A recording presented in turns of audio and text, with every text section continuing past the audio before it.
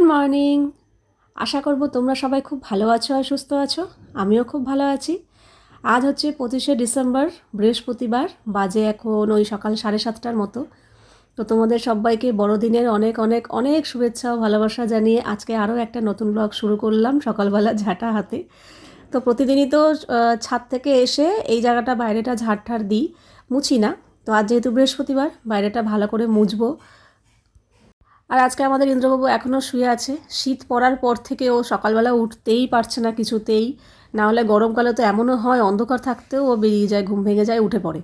কিন্তু শীত পড়ার পর থেকে প্রচণ্ড শীত কাতুরে। শীত একদম যেমন গরম সহ্য করতে পারে না, তেমন শীত সহ্য করতে পারে না, আবার বেশি বৃষ্টি মেনে নিতে পারে না। মানে কোনো কিছুই যেন ওর পক্ষে সুইটেবল না। যাই হোক, আর আজকে না দাতানের হচ্ছে জিওগ্রাফি মক টেস্ট আছে। ওই 9টা থেকে আছে। বাড়ি থেকে ও 8:30 নাগাদ বেরোবে। তো অত সকালবেলা কি খেয়ে যাবে? কিছু তো খেয়ে যাবেই না, প্রশ্নই নেই। বলেছিলাম ছাতু খা, বললো না। তা বললাম দুটো বিস্কুট দিয়ে জল খা, তো সেটাও খায়নি। বলে কি, তুমি একটা কাজ করো, তুমি যে কেক বানিয়েছো কালকে সেই কেকটা দিয়ে দিয়ে দিও। তো কেকটা দেখলাম দাঁড়িয়ে দাঁড়িয়ে রেডি হয়ে কিছুটা খেলো, বাকিটা নিয়ে চলে গেল। বললো আমি ওখানে গিয়ে খিদে পেলে মানে ঢোকার আগে কিংবা পরীক্ষা হয়ে যাওয়ার পরে একটু খাবো। আর ওর বাড়িতে আস্তে আস্তে মোটামুটি 12টা, 12:30 বেজে যাবে। তো আসার সময় আবার দোকানের কিছু জিনিসও নিয়ে আসতে বললাম আসার সময়। কারণ শীত পড়ার পর থেকে আমারও কিন্তু টোটালি বাড়ি থেকে বেরোনো বন্ধ হয়ে গেছে, তোমরা দেখতেই পাচ্ছ। তবু গরমকালে একটু টুকটাক যে দোকানের জিনিসপত্র লাগলে আমি বেরিয়ে গিয়ে নিয়ে আসতাম, কিন্তু এখন কিছুতেই আমি যাচ্ছি না। তাতানকে দিয়েই বেশিরভাগ জিনিসটা আনাচ্ছি, মাঝে মাঝে ইন্দ্রকেও বলে দিচ্ছি, ও হাতে করে নিয়ে আসছে। কিন্তু আমার একদম বেরোতে ইচ্ছা করছে না, মনে হচ্ছে বাবা শীতকাল হচ্ছে সবথেকে ঘরটাই যেন প্রিয় জায়গা। তো যাই হোক, ও কিন্তু কেকটা পুরোটা খায়নি, এক টুকরো অল্প একটু নিয়ে গেছিলো, ওটা আবার রিটার্ন নিয়ে এসছে। আমি জানতাম খাবে না, তো সকাল থেকে ধরতে গেলে ও না খাওয়াই। তবে আমি আজকে আর সকালে কিছু রান্না করব না, কারণ ও আস্তে আস্তে 12টা, 12:30, এবার তখন তো আর সকালবেলা ব্রেকফাস্ট করবে না। তো ভেবেইছি ও আসার পর একটু ওই মৌসুম্বি জুস করে দেবো, দুটো খেজুর দিয়ে দেবো, কয়েকটা কাজু দেবো। আর আজকে একটু সোয়াবিন সেদ্ধ করবো রান্নার জন্য, ও সেদ্ধ সোয়াবিন পছন্দ করে। ওই 3-4টে দিয়ে দেবো, ওই দিয়েই ওর হয়ে যাবে।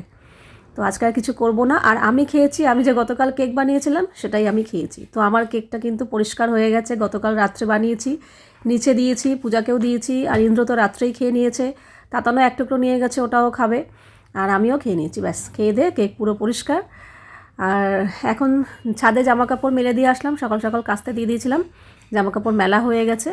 এই এখন আমি পুরো বাড়িতে একা। ইন্দ্র কিন্তু একটু পরেই উঠে পড়েছিল, ওই 7:30, 8টা নাগাদ উঠেছিল। উঠে ও চা খেয়ে বেরিয়ে গেছে ওর মতো। তারপরে আমি ঘর বাড়ি সব পরিষ্কার পরিচ্ছন্ন করে ছাদে জামাকাপড় মেলা হয়ে গেছে, এখন গাছে জল দিচ্ছি।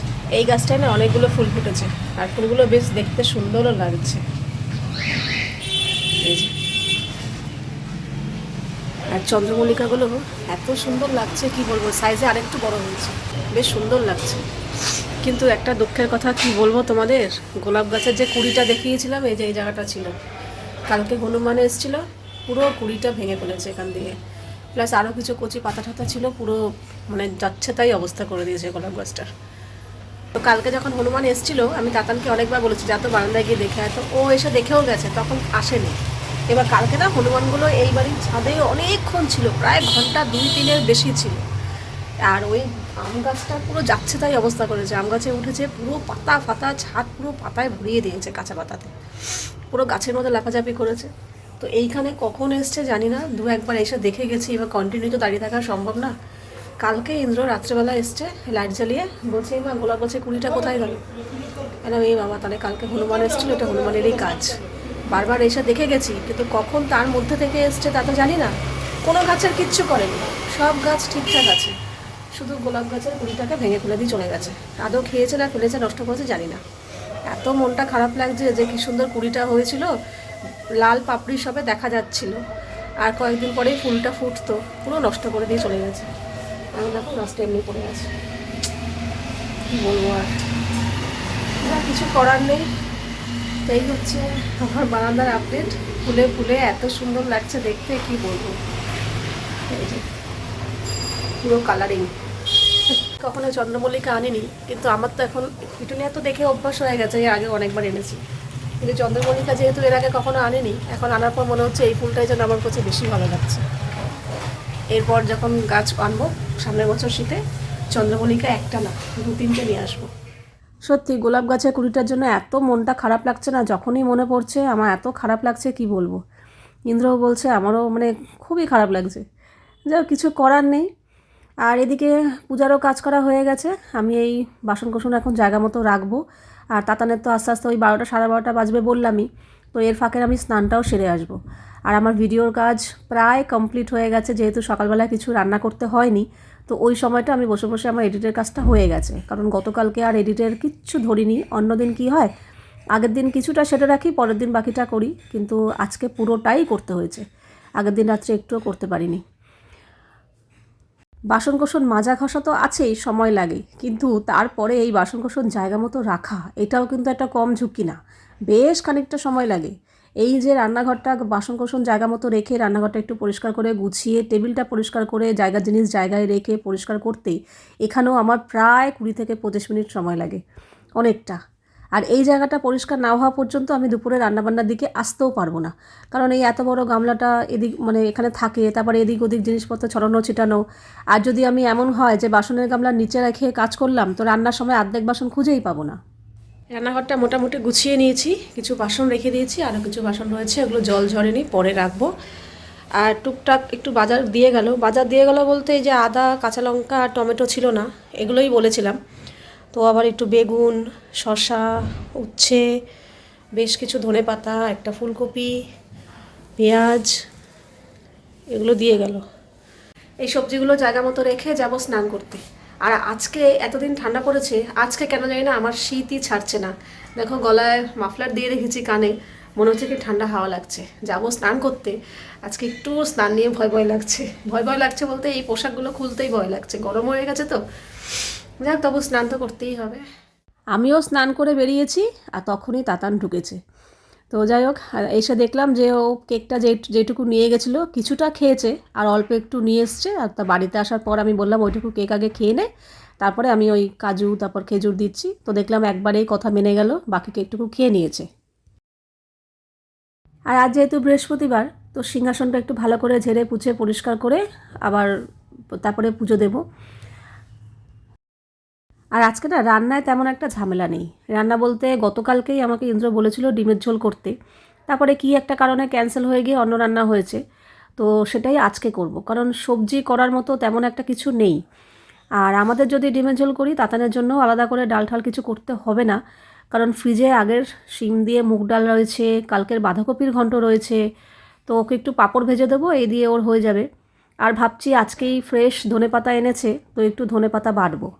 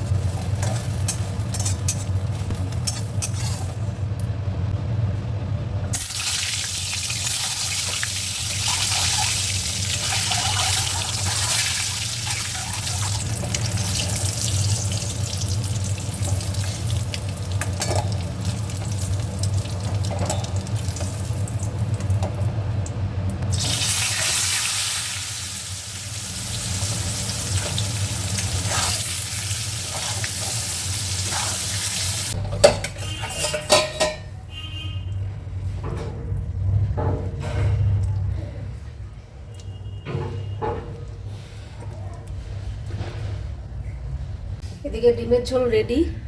আর আজকে ডিমের ঝোলে এই প্রথমবার জীবনে আমি ধনে পাতা দিচ্ছি, তা আবার আমাদের ইন্দ্রবাবুর কথায়।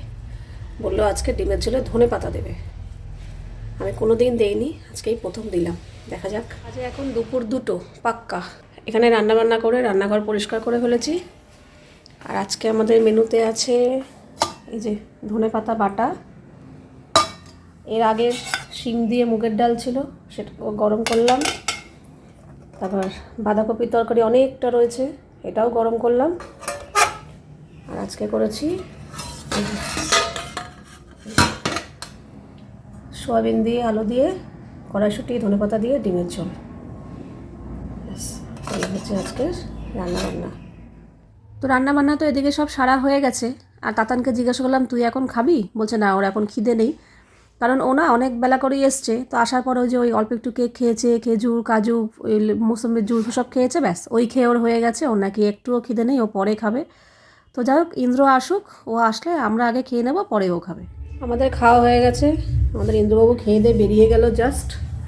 তাতানা এখন খেতে বসেছে, আর ওর একটু পাঁপড় ভাজা হলে ভালো হয়। তাই তো, হ্যাঁ কালকে তো তোকে দিয়ে নি, বাবাইকে দিয়েছি, আর আজকে তো তোর তেমন একটা কিছু নেই আগের দিনের সব, তাই ভাবলাম একটু পাঁপড় ভাজা দিই। বাঁধাকপি দিয়ে কি আগে খাবি একটু মেখে? না না, ডাল দাও। ডাল দিয়ে? আমাদের বড়দিনের কেক চলে এসছে। কালকে তো আমার হাতে বানানো, আজকে হচ্ছে কিনা। কৌটোটা বেশ সুন্দর দিয়েছে, এই যে এরকম। এই হচ্ছে কেক, খাবি তো? আমার ভালো লাগে না জানি তো।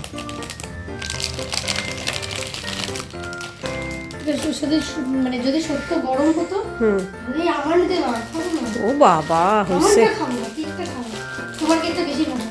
বাজে এখন সন্ধে 6:15। আমাদের এখানে ক্রিসমাস পার্টি চলছে। কি কি এখানে ঝুড়ি ভাজা ছিল, ঝুড়ি ভাজা শেষ হয়ে গেছে। লঙ্কা, একটা চিড়ে ভাজার প্যাকেট ছিল, ওটাও শেষ হয়ে গেছে। চানাচুর, এই জিরে ভাজাটা আরো আনবো। হ্যাঁ ভালো লাগবে ওর বেশ। আমি তো আর ঘরের জন্য আনিনি, আমি যে রাস্তায় খাবো। ঘরের জন্য আনলে 10 টাকার হবে না। ওটা দুজনে মিলে কাড়াকাড়ি লেগে গেছে। এটা আমার জন্য তুলছো? ও আসল জিনিস তো দেখাইনি, যে কেক, কেক কেটে কেক নিয়ে এসছি। ক্রিসমাস পার্টি আমরা করছি। তাতান গেছে নাচের ক্লাসে, ও থাকলে খেতেও না। ঠিক আছে,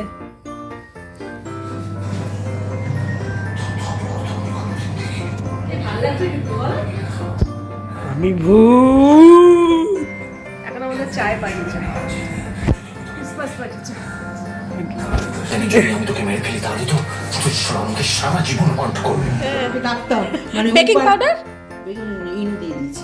ইনো তো হয়, আমি ছিল তো বলতে পারছি তো, আমার কাছে কালকে আনিয়েছি মেয়েকে। ইনো দিয়েই করেছি। ভালো হয়েছে কেকটা, দারুণ হয়েছে। খুলে দেখতে। তবে বোঝা এখন যাবে। গরম গরম খুলো না। না এখন গরম গরম তো খুলবো না। না এই আজ গরম সাইড বোঝা দেখেই যাবে। বোঝা যাচ্ছে হয়েছে, খুব তাই? সুন্দর হয়েছে। হ্যাঁ এই যে সাইড ছেড়ে দিয়েছে, এখন থাক ঠান্ডা হোক তবে বার করবে। হ্যাঁ দেখতে তো হেভি হয়েছে। দিদি দিতে আবার এখন খোলা থাক, ঠান্ডা হোক। বললাম তো কেকটা দারুণ ও হয়েছে। বাবা গন্ধও সুন্দর বেরিয়েছে। হ্যাঁ সুন্দর গন্ধ বন্ধ বেরিয়েছে। হয়ে গেছে? দেখে দিয়ে আসুন। আমি পাইনি এখনো।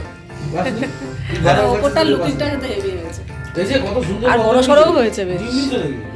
না ডিম ছাড়া, দুধ আর তেল দিয়ে। কাগজ দেয়নি। ওই ময়দার গুঁড়ো দিয়ে দিয়েছো? হ্যাঁ ওর বাবাও হয়। ওটা তো তুমি বলছিলে, তারপর আবার একটু কোনো হ্যাঁ হ্যাঁ ময়দার গুঁড়ো দিয়ে হয়, তেলের মধ্যে ময়দার গুঁড়ো ছেঁকে দিয়ে। বাটার পেপার দিতে হয়। হ্যাঁ ভালো হয়েছে, হেভি হয়েছে। আজকে না মশলাটা বেশি দিয়েছে, তাই দেখে বোঝা যাচ্ছে না, একটু বেশি মনে হচ্ছে। আজকে হচ্ছে তাতানের কি pizza? Veg veggie paradise. Veggie paradise. প্যারাডাইসই আমার ভালো লাগে, আমি আর কিছু খাই না। ও এই আজকে যে পিৎজাটা খাবে অনেক দিন আগে থাকতে বুক করে রেখেছে। 27 নভেম্বরে আমার খাবার কথা, আমি হ্যাঁ। সেটা আজকে খাচ্ছি। সেদিনকে ওর বাবাই বিরিয়ানি খেয়েছে, ওকে সেদিয়েছি। সেদিনকে ওর বাবাই বিরিয়ানি খেয়েছে, ওকে বলছিল তুই খাবি, বলে না আমি আজকে খাবো না। আমি তুমি তালা দিচ্ছ কেন? দাঁড়াও আমরা অর্ডার করবো। হ্যাঁ তো কি হচ্ছে, অর্ডার করে তো। ওয়াও মোমো এইখানে, এখান থেকে এখানে চলে আসবে। আর তখনও বলেছিল যে না আমি 25শে ডিসেম্বরেই খাবো পিৎজা। কি যে ভালোবাসে পিৎজা। খা। আচ্ছা জাঙ্ক ফুডের মধ্যে পিৎজা আর বার্গার আমার ফেভারিট, বার্গারের থেকে পিৎজা বেশি। আচ্ছা দাঁড়াও দাঁড়াও লেগে যাচ্ছে। দাঁড়াও, আরে সরিয়ে দিচ্ছে। গানটা খুব সুন্দর, ভালো লাগে। এই সাবাস, আজকেরটা মনে হচ্ছে।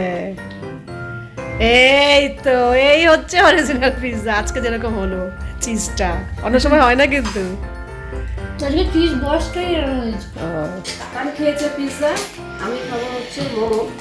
আজকে মোমোতে দেখলাম হিমালয়ান ফ্রাইড ভেজ পাহাড়ি, ভেজ পাহাড়ি। হ্যাঁ আর 5 পিস থাকে কিন্তু আজকে 20 পিস। দেখো কিরকম সাইজের আগে, দেখা যাক। 20 পিস বাবা, এত তাও কিন্তু বাজেট খুব কমের মধ্যে, বেশি দামও না। 300 টাকা মতো। হ্যাঁ কই এমন বাবা করলে আমি একটু দেখবো। এই যে ও, কত কতগুলো চাটনি দিয়েছে, 4টে বক্স আছে। 4-5 20, 5টা করেই থাকবে এক একটাতে, 20টা, 4-5 20। ছোট্ট ছোট্ট বক্স, 5টা করে 4টে বক্স। তারপর আবার কিরকম বলে কি, তুমি যা খাবে খাবে, যদি থাকে ওই তো তোমার দুটো লাগবে আর আমি একটা কাল খেয়ে নেবো, বাবাই তোমার থেকে খেয়ে নেবে, হয়ে যাবে 3জনেরই, 2জনেরই হয়ে যাবে, আমারও 3জনেরই হয়ে যাবে। মোমো টোমো মানে ভাত রুটি লুচি পাওয়াটা ছাড়া আর বাকিগুলো খাবার আছে। খেয়ে দেখবো কেমন আচ্ছা খেয়ে দেবে। 4টে রয়েছে, 3জনেরই হয়ে যাবে। দেখি একটু সাইজগুলো কিরকম, আমার তো মনে হচ্ছে ছোট ছোট দেবে। এই সাইজও একদম যে ছোট তাও না, হ্যাঁ অনেক বড় বড় তো। ঠিকঠাকই। এই যে এটা তোমার 5টাতে হবে না, এটা লাগবে, বাবা এটাতে হয়ে যাবে, দুটো থাকবে, দুটো কালকে 2জনেরই হয়ে যাবে। দেখ গে এখনই হয়তো শেষ হয়ে যাবে। না 20টা তোমরা 2জনে কি খাবে, বাবাই তো অত মোমো ভালোই বাসে না, আর তুমি 20 খানা খাবে এখন বসে। এখন তো গরম গরম সব খেয়ে নেবে। ঘন্টার মাথা, 2টো প্লেট খাওয়ার পরে তোমার হয়ে যাবে। এই হচ্ছে আজকে আমাদের মোমো, 4 প্লেট একসাথেই কম্বো প্যাক ছিল, অফারে ছিল। তো অফারে এই শুধু 5টা খেয়ে পেট ভরতো না। দেখি একটা খেয়ে, চাটনি দিয়ে খেতে হয়, চাটনি নাও। আরে বসো তো। দেখি না একটা খেয়ে কেমন লাগে।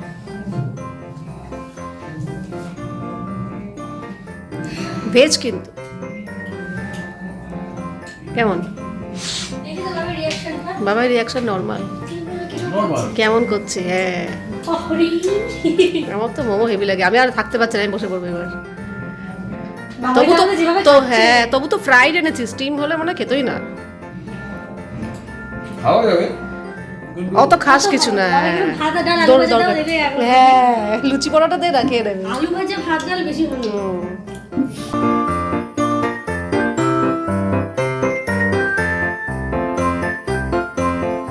ওইখানে আরেকজন মোমো খাওয়া হয়ে গেল, কেক দুধ দিয়ে খাচ্ছে, কেক দিয়ে দুধ দিয়ে। বাবার কম্বিনেশন গুলো তো আমার অবাক লাগে, অদ্ভুত লাগে। ওটা পাঠিয়েছে ঠাম্মি, বুঝলি? আমি সব কিছু এক্সপেরিমেন্ট করে দেখি। আর এইটা পাঠিয়েছে দিদুরাই, তোর জন্য চকলেট আছে। এই কেকটা দিদুন পাঠিয়েছে, চতুর্দিক থেকে কেক, ঠাম্মি দিদুন সবাই এখন মোবাইল দেখে দেখে কেক বানাতে শিখে গেছে। আর এই হচ্ছে আমার মোমো, এরকম ডিপ করে। কখনোই না, আমার কেক, মামের কেক আমি জোর করে খাই, না কেন বলছি, কারণ আমার কেক ভালো লাগে না। আমাদের ফ্রুট কেক তো আরো ভালো লাগে। যে আমার খিদে পেয়েছে তো, হ্যাঁ খেয়ে নাও, আমার ভালো লাগে না। সন্ধ্যাবেলা খেয়েছি, এখনো কি চলছে আমার।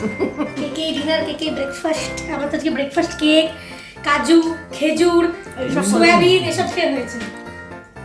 কাজু খেজুর দিয়ে হয়েছে, কিশমিশ অমৃত অমৃত